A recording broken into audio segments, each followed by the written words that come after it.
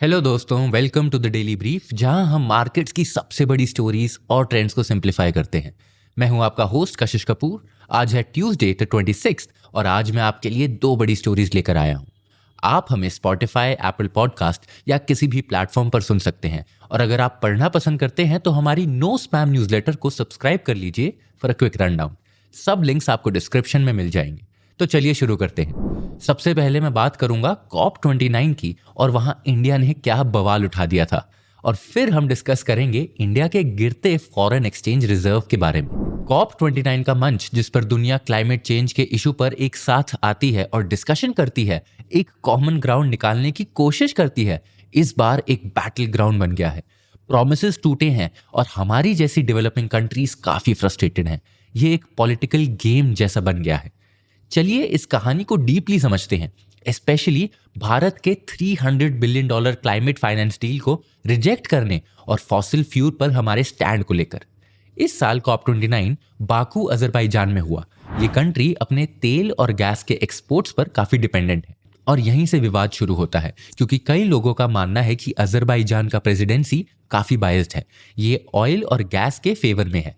COP29 में 3 बड़े issue news में रहे। सबसे पहला, एक नए क्लाइमेट फाइनेंस गोल का डेवलपमेंट जो 2009 के $100 बिलियन कमिटमेंट की जगह लेगा। नंबर 2, फॉसिल फ्यूल्स को फेज डाउन करना या फेज आउट में समर्थन देना। और नंबर 3, आर्टिकल 6 के हिसाब से कार्बन मार्केट्स के लिए नए रूल्स बनाना। भारत दोनों मुद्दों, क्लाइमेट फाइनेंस और फॉसिल फ्यूल्स पर चर्चा और कंट्रोवर्सी का सेंटर बन गया। चलिए एक एक करके इसको समझते हैं। ये $300 बिलियन का सच क्या है और ये $300 बिलियन का प्रपोजल आखिर आया ही कहां से? इसको समझने के लिए हमें 2009 के COP15 कोपेनहेगन में वापस जाना होगा। तब डेवलप्ड कंट्रीज ने अग्री किया था कि 2020 तक हर साल $100 बिलियन इकट्ठा करेंगे ताकि डेवलपिंग कंट्रीज को क्लाइमेट चेंज के खिलाफ लड़ने में मदद मिले। लेकिन ये $100 बिलियन का नंबर काफी रैंडम था। ना तो ये किसी एनालिसिस पर बेस्ड थी, ना किसी स्पेसिफिक रिक्वायरमेंट को समझने की कोशिश की गई थी। ये बस एक पॉलिटिकल नंबर था जो डेवलपिंग कंट्रीज को शांत करने के लिए दिया गया था। फंड्स को 2 भागों में बांटा गया। सबसे पहला, मिटिगेशन, जिससे कि फ्यूचर्स के क्लाइमेट चेंज के इफेक्ट कम हो पाए और लोग कम फॉसिल फ्यूल यूज करें। पैसे सोलर और विंड एनर्जी जैसे प्रोजेक्ट्स में लगाए जाएं। और दूसरा था अडेप्टेशन, मतलब पैसा ड्रॉट रेजिस्टेंट क्रॉप्स वगैरह में लगाया जाए जो इमीडिएट इंपैक्ट क्रिएट कर सके। लेकिन असल में ज्यादा पैसा मिटिगेशन में गया और अडेप्शन, जो गरीब देशों के लिए काफी जरूरी था, वो कम पड़ गया। एंड ये प्लान कैसा रहा? $100 बिलियन का टारगेट 2020 तक कभी पूरा ही नहीं हुआ। 2020 में $83.3 बिलियन और 2021 में $89.6 बिलियन ही कलेक्ट हुआ। OECD के हिसाब से ये टारगेट सिर्फ 2022 में पूरा हुआ। पर ऑक्सफैम जैसे एनजीओस कहते हैं कि असली नंबर सिर्फ $24.5 बिलियन है, लोन्स और इन्फ्लेटेड प्राइवेट क्लेम्स को हटाकर। एंड उससे भी इंटरेस्टिंग, क्लाइमेट फाइनेंस का डेफिनेशन ही सबका अलग अलग था। जो अमाउंट्स बस एज गारंटी दिए, उसमें कोई रियल कैश फ्लो नहीं हुआ, उनको भी टोटल काउंट में कर लिया गया और टारगेट अचीव हो गए ऐसा बता दिया। इस बार COP29 में डेवलप्ड कंट्रीज ने एक नए टारगेट का ऑफर दिया, 2035 तक $3 बिलियन का कमिटमेंट। भारत ने इस पर रिएक्ट किया कि यह एक मजाक है, यह पूरी तरह स्टेज मैनेज किया गया है और हम अत्यंत निराश हैं। भारत का कहना है कि $300 बिलियन एक बैंडेड है, असली प्रॉब्लम का सोल्यूशन नहीं। भारत की अपनी क्लाइमेट गोल्स को पूरा करने के लिए 2030 तक $2.5 ट्रिलियन की जरूरत है, यानी कि $250 बिलियन हर साल। ये पैसा 3 चीजों के लिए नीडेड है। सबसे पहला, energy transition, 500 gigawatt non fossil fuel capacity का टारगेट सोलर और विंड एनर्जी जैसे प्रोजेक्ट्स के लिए भारी इन्वेस्टमेंट मांगता है। नंबर 2, अडेप्टेशन, बारिश, ड्रॉट और हीट वेव से लड़ने के लिए रेजिलिएंट इंफ्रास्ट्रक्चर बनाने का कॉस्ट है, तो उसमें भी इन्वेस्टमेंट जाएगा। और नंबर 3, कोल डिपेंडेंसी, भारत का 50% इलेक्ट्रिसिटी अभी भी कोल से आता है। रिन्यूएबल्स पर स्विच करना और एनर्जी सिक्योरिटी बनाए रखना एक टफ चैलेंज है, जिसके लिए इन्वेस्टमेंट्स लगेंगे। जब भारत जैसा एक देश $250 बिलियन मांगता है, तो पूरे डेवलपिंग वर्ल्ड के लिए $300 बिलियन का ऑफर बहुत ही कम पड़ता है। और तो और ज्यादा पैसा लोन्स के रूप में दिया जा रहा है, जो डेवलपिंग कंट्रीज पर फाइनेंशियल बर्डन बढ़ा रहा है। ये तो था सबसे पहला प्रॉब्लम। तो अब दूसरे इशू पर चलते हैं। सेकेंड मेजर इशू था फॉसिल फ्यूल्स का। क्या दुनिया कोल, ऑयल और गैस को पूरी तरह बंद करे यानी कि फेज आउट करे, या सिर्फ उनका यूज कम करे यानी कि फेज डाउन करे? सऊदी अरेबिया पर आरोप लगे कि उन्होंने ऑफिशियल नेगोशिएशन टेक्स्ट को बदल दिया। नॉर्मली ये पीडीएफ्स नॉन एडिटेबल फॉर्मेट में शेयर होते हैं, लेकिन सऊदी डेलीगेट्स ने अलेजिडली फेज आउट को फेज डाउन में बदल दिया। अब ईयू एंड कुछ और डेवलप्ड कंट्रीज चाहते हैं कि फॉसिल फ्यूल्स को पूरी तरह फेज आउट किया जाए ताकि ग्लोबल वार्मिंग को 1.5 डिग्री सेल्सियस तक सीमित रखा जा सके। भारत ने इस फेज आउट की मांग को स्ट्रांगली अपोज किया है। रीजंस दो हैं। सबसे पहला हिस्टोरिकल रिस्पॉन्सिबिलिटी और दूसरा इकोनॉमिक रियलिटीज। डेवलप्ड कंट्रीज ने 100 सालों तक फॉसिल फ्यूल्स का इस्तेमाल करके मैक्सिमम ग्रीन हाउस गैसेस को एमिट किया है। अब वो डेवलपिंग कंट्रीज से कोल छोड़ने की उम्मीद करते हैं। डेवलपिंग कंट्रीज अभी अपने ग्रोथ फेज में हैं और हमारी कोल डिपेंडेंसी अभी भी काफी हाई है। भारत की 50% इलेक्ट्रिसिटी कोल से ही आती है। इसका तेजी से फेज आउट करना इलेक्ट्रिसिटी रेट्स को बढ़ा सकता है और लोगों के घर के बजट पे इसका बड़ा इंपैक्ट हो सकता है। इसीलिए भारत फेज आउट को नहीं बल्कि फेज डाउन को सपोर्ट कर रहा है। बट शर्त यह है कि पहले डेवलप्ड कंट्रीज ट्रांजिशन करें और डेवलपिंग कंट्रीज को फाइनेंशियल और टेक्नोलॉजिकल सपोर्ट दें। एंड में नेगोशिएशंस एक स्टेलमेट पर खत्म हुई हैं। फाइनल टेक्स्ट में ना तो फेज आउट का कमिटमेंट है और ना ही फेज डाउन का। फॉसिल फ्यूल एक्सपोर्टिंग कंट्रीज के लिए ये बहुत बड़ी विन है, लेकिन एम्बिशियस क्लाइमेट एक्शन के लिए ये एक सेटबैक है। भारत का $300 बिलियन डील को रिजेक्ट करना सिर्फ पैसों का इशू नहीं है, ये फेयरनेस का सवाल है। COP29 ने एक बार फिर डेवलप्ड कंट्रीज को वेग प्रॉमिस करते और बैंडेड सॉल्यूशंस देते हुए देखा है। फॉसिल फ्यूल डिबेट ने इस आग में और घी डाल दिया है। जब COP30 ब्राजील में होगा, सवाल यह होगा क्या ग्लोबल क्लाइमेट एक्शन कभी फेयर हो पाएगा या ग्लोबल नॉर्थ और ग्लोबल साउथ का गैप बढ़ता ही रहेगा। अब चलते हैं आज की दूसरी स्टोरी की तरफ। इंडिया के फॉरेक्स रिजर्व्स में अभी तक का सबसे बड़ा वीकली फॉल देखा गया है। सिर्फ एक ही हफ्ते में $17.8 बिलियन का फॉल आया है। पिछले 7 हफ्तों में लगातार फॉल के बाद इंडिया के फॉरेक्स रिजर्व्स लगभग $50 बिलियन से गिर गए हैं, जो कि लगभग 7% की गिरावट है। इसके पहले इतना बड़ा फॉल 2008 के लास्ट क्वार्टर में देखा गया था, फाइनेंशियल क्राइसिस के वक्त। 2013 के टेपर टैंट्रम के दौरान भी रिजर्व्स में इतनी बड़ी गिरावट नहीं देखी गई थी। बट यहां सवाल यह है कि आखिर ऐसा क्यों हो रहा है? देखो, फॉरेक्स रिजर्व्स गिरने का सबसे बड़ा रीजन है फॉरेन पोर्टफोलियो इन्वेस्टर्स यानी कि FPIs। ये इन्वेस्टर्स उन इंस्ट्रूमेंट्स में इन्वेस्ट करते हैं जहां उन्हें सबसे अच्छे रिटर्न्स मिलते हैं और ग्लोबल और लोकल मार्केट कंडीशन के बेसिस पे ये अपने इन्वेस्टमेंट्स को शिफ्ट करते रहते हैं। अभी इंडिया उनका टॉप चॉइस नहीं है। नवंबर में FPIs ने $4 बिलियन के इंडियन स्टॉक्स और इंडियन बॉन्ड्स को बेचा।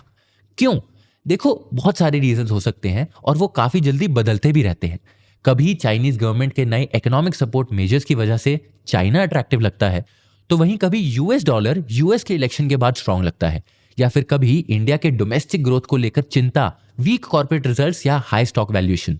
लेकिन एक बात साफ है, FPIs हमेशा रिटर्न ड्रिवन होते हैं और उन इंस्ट्रूमेंट्स में इन्वेस्ट करते हैं जहां उन्हें बेस्ट पोटेंशियल गेन्स दिखता है। तो ये मूव उनके ग्लोबल शिफ्ट्स का भी एक रिफ्लेक्शन है। लेकिन फॉरेक्स रिजर्व की गिरावट सिर्फ FPIs की वजह से नहीं हो रहा है। दूसरा बड़ा रीजन है RBI, और ये काफी इंटरेस्टिंग है। समझते हैं कैसे।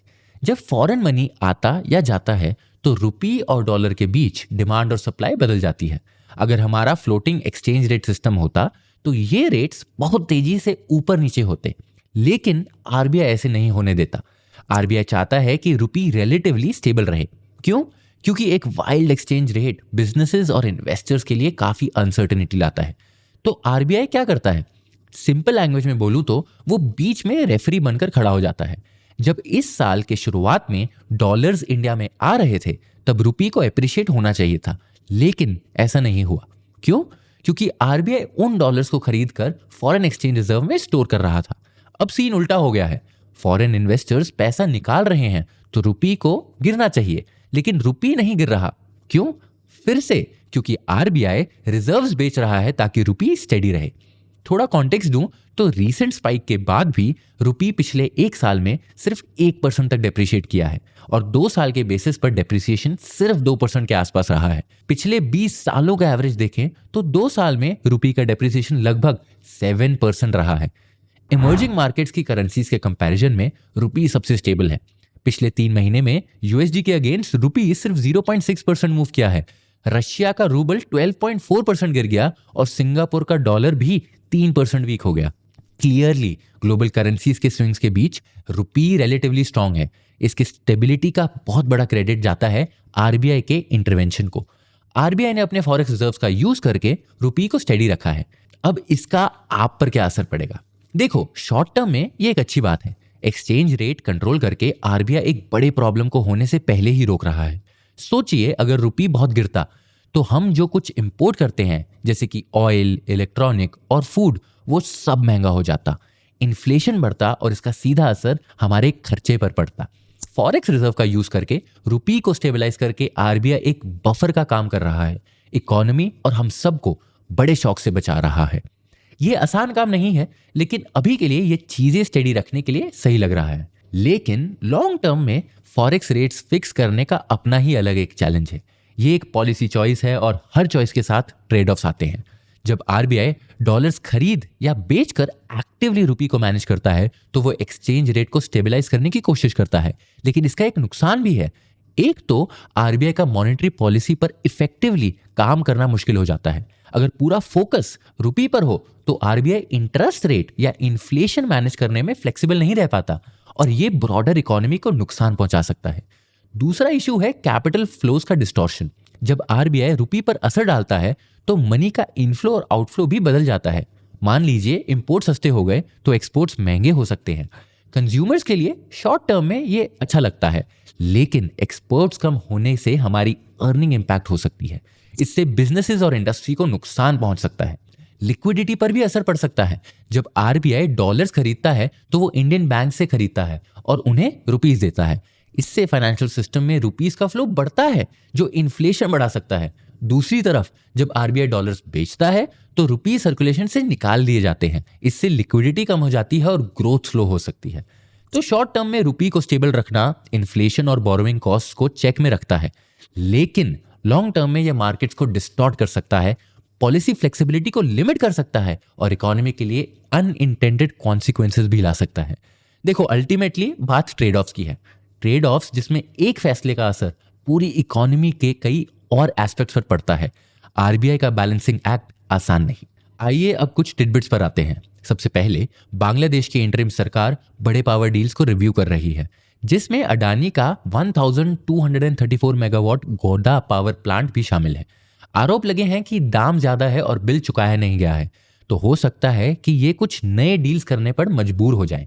तो ये अडानी के लिए फाइनेंशियल झटके ला सकती है और भारत बांग्लादेश के एनर्जी रिलेशन भी इससे काफी ज्यादा इंपैक्ट हो सकते हैं। अब अगली खबर में, मर्सिडीज बेंज और बीएमडब्ल्यू इंडिया अपने गाड़ियों के दाम जनवरी 2025 से 3% तक बढ़ाने वाले हैं। क्यों? क्योंकि उनके इनपुट कॉस्ट बढ़ गए हैं। लेकिन अगर आप जनवरी से पहले बुकिंग करते हैं तो आप पुराने रेट में अपनी लग्जरी कार लॉक कर सकते हैं। और अब पोर्ट शिपिंग के स्पेस से एक अपडेट। अक्टूबर 2024 में सरकारी पोर्ट्स का कार्गो वॉल्यूम 3.2% से गिर गया है। क्रूड ऑयल और कोल शिपमेंट्स कम होने की वजह से ये गिरावट हुई।